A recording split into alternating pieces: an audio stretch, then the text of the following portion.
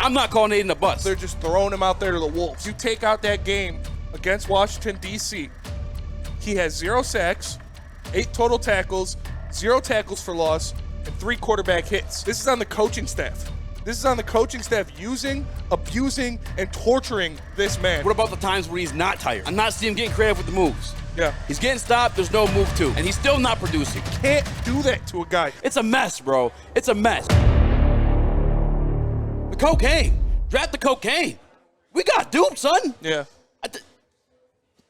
My lips ain't numb. Yeah. You know what I'm saying? Like what is it? Baking soda. Yeah, is it baking soda? Is this Similac? Like we got. Look, and I don't want to push that agenda yet because it is year 5, and I typically give guys 2 to 3 years even. But the hype that was coming off of this guy, and I even fell for it too. Yeah. Which I don't understand because you were with me. Those Dion was with me. Michael was with me at camp. Aidan was eating. Yeah. And I got some stats on that, and make sure you guys tap in on woodwardsports.com.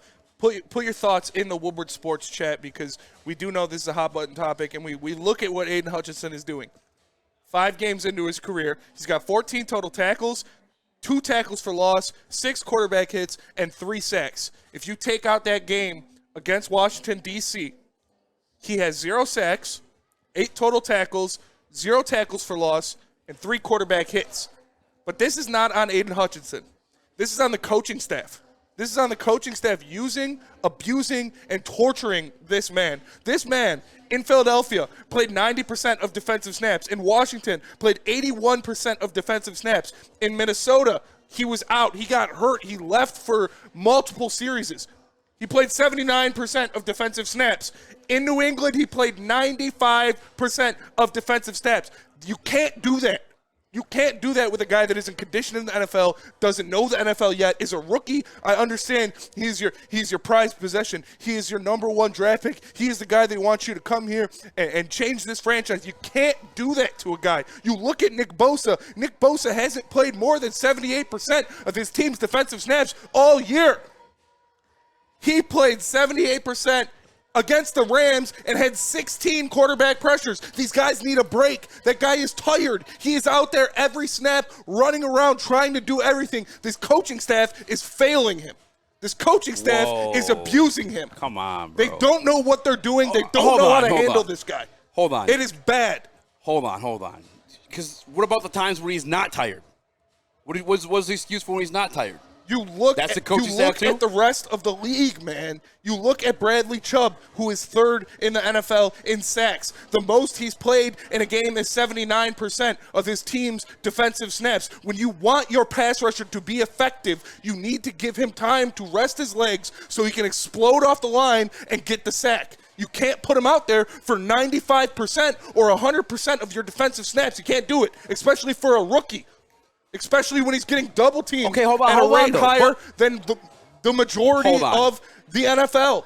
I saw that floating around too. That's from week 2, guys. I think that stat is from, through week 3. Through week 3, Through week 3. We've had a couple games since then, including the Seattle one, where we all kind of saw with our eyes him getting beat one-on-one against rookie tackles. My question to you, Spinny, and I agree to that to a certain extent, but what about the times when his legs are fresh? There is a first quarter of the game. You know what I'm saying? There is a first down. There is a first series of downs, and he's still not producing. You saw what he did in the first quarter the first half against Washington. Washington, who, by the way, has now probably the worst offensive line. Yeah, Carson Wentz, the second NFL. most sack guy in the league right now. Yeah. Joe Burrow, only one ahead of him. I'm chalking that up to that being Washington versus Aidan being overused or whatever the situation is. This is on him, bro. You've heard Jonathan Vilma say it during the broadcast. I see him out there. I'm not seeing him getting creative with the moves. Yeah, he's getting stopped. There's no move to. You know what I'm saying? He's not. And obviously, there comes to a point, too, I've heard, I don't know what announcer it was, or maybe it was an analyst, but they were saying, he has those first down rush attempts, and throughout the game, he looks tired, and he just tries bull rushing, which, we got killed for that, by the way. We said it back in Studio B. We said, Aidan looks sweet. We're just kind of concerned because we really only see him, on these bull rush moves against, Western Michigan. You know what I'm saying? But, hey, you guys know what you're talking about. We had a former Pro Bowl player source us at Woodward Sports and say, hey, this kid's moves are limited. I don't know if he's worth all the hype. Yeah. And again, I'm not trying to bash Aidan right away because I could end up looking stupid down the line. I 100% admit. But to this point in the season, This is fact. I was looking at numbers today on PFF in terms of like this draft class, and they're like hurries, hits, pressures, batted passes. Kayvon Thibodeau's only played, 3 games? Mm-hmm. He's second in most of those categories, and some of them which he's ahead of Aidan Hutchinson. It's, again, I don't know. And maybe some of what him playing the 90% is like due to like the roster situation. But like I don't even give it that point because I saw yesterday my guy Austin Bryant, who a lot of us liked in preseason, get some couple pressures. I think he actually helped like force a holding call in one of the situations too. Like Aiden's got. I'm not telling him to step it all right now because he's a rookie. I don't know what to think of the whole situation, man. The whole Aidan thing it's a mess, bro. It's a mess. He's not the cocaine though. So far, 2022, Aidan Hutchinson was not the cocaine. We got Similac. You know what I'm saying? The plug ran off. I think he is being abused by this coaching staff. I don't think they're using him to his strengths. I understand the injuries is part of it. Not even that, The injuries is part of it. If you have Josh Pascal, if you have Romeo Okwara, he'll be able to get some more rest. He'll be able to use him to his strengths, use him to the things he does best. But right now, they're just throwing him out there to the wolves. That's just not the situation, and they're not coaching him up. No, Spence, you can't say that. Because, again, there's a first series of downs. You know what I'm saying? Like, he starts the game with fresh legs, and he's losing these matchups. You even saw it yesterday. I think, actually, you have pictures for this one. If you pull it up, Sus, I don't know which one you want to pull up first, but, Bailey Zappi hitting him with the okie-doke. Yeah, pull up the one where with the lines to make the playoffs. Wide open. Psych. He's about to hit him. It's just, he's not performing. I'm not going to blame the coaching staff. I'm just not. He's just not what he was supposed to be. He did get sauced by Bailey Zappi. That was a bad look. Yeah. That was a bad look. I can't blame the coaching staff for that, man. I just don't think he's like what he was supposed to be. When people talk about last week, he's moving around. Have you not been watching all year? Most of his pressures come from when he's rushing from the interior. He's been moving around. But there's a point I guess I will say, at a certain point in the game, late in the game, he has 90% snap count.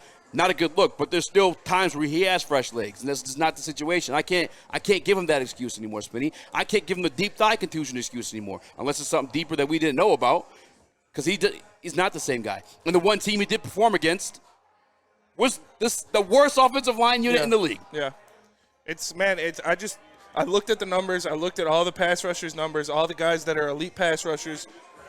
Micah Parsons was the only one that was similar.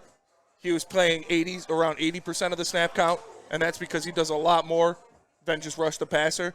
Mm-hmm. But Aidan Hutchinson, you compare him to other guys that are strictly pass rushers, none of them play that much. None of them do.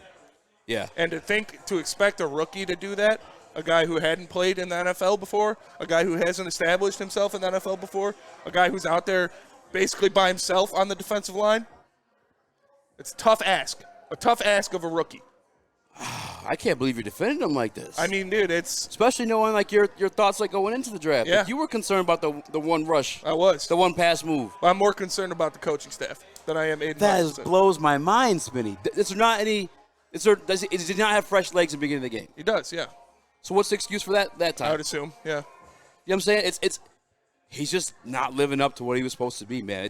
There's no more excuses for him at this point. And I'm not calling him a bust. Let me say that first and foremost. Just like I wasn't solely blaming Jared Goff last week. I was telling you all the difference of the game.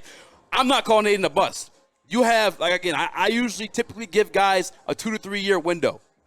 And maybe, you know what I'm saying, this summer he comes along, gets some more pass rush moves. I don't know what it is. I was told one of the benefits of him is he's smart. You know what I'm saying? And he'll learn quickly. If he loses on one rep using a certain move, he's not going to go back to it again. Doesn't look like it, man. Yeah. It just doesn't look like it. We got Similac. This ain't no cocaine. We didn't draft the cocaine, man. Should have drafted Kyle Hamilton. It sounds like you're writing him off already. No, I'm not writing him off. I just told you guys. I'm giving him a 2 to 3 year window. But to this point, 5 games through the season, no, he's not. He's not what he was supposed to be. Is it? You think he is? No.